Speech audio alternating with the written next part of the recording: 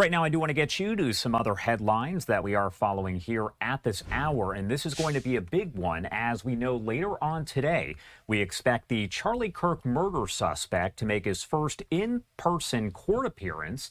Lawyers for the 22-year-old Utah man are due in court today as they push to further limit media access in the high-profile case.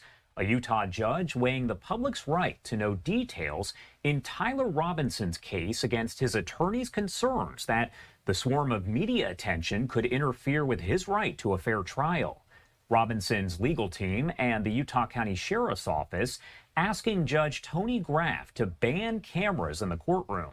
Prosecutors have charged Robinson with aggravated murder in the September shooting death of the conservative activist on the Utah Valley University campus in Orem, just a few miles north of the courthouse. They do plan, they say, to seek the death penalty against the suspect.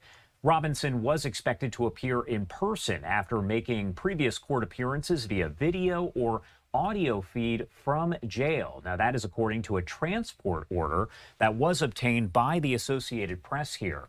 A coalition of national and local news organizations that includes the Associated Press fighting to preserve the media access in the case and cameras.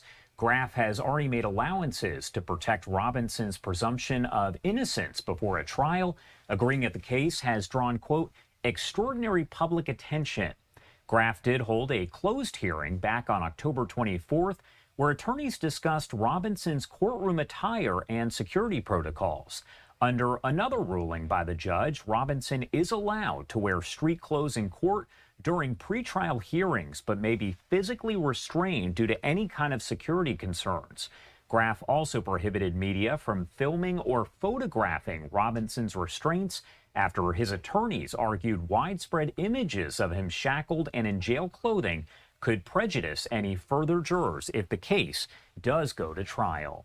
Now, Michael Judd, who's an attorney for the Media Coalition, has urged Graff to let the news organizations weigh in on any future requests for closed hearings or other limitations.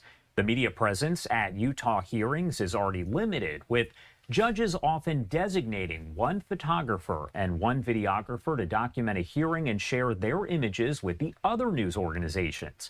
Additional journalists can typically attend to listen and take notes, as members of the public can do as well.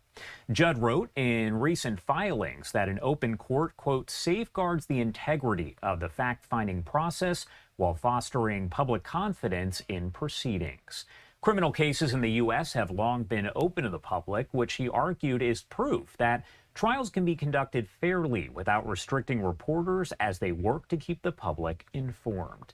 And Kirk's widow, Erica Kirk, has called for full transparency, saying, quote, we deserve to have cameras in there. Her husband, an ally of President Trump, who worked to steer young voters toward conservatism. Again, that hearing set for later on today. We'll keep you posted on the outcome, as we always do, on Live Now from Fox.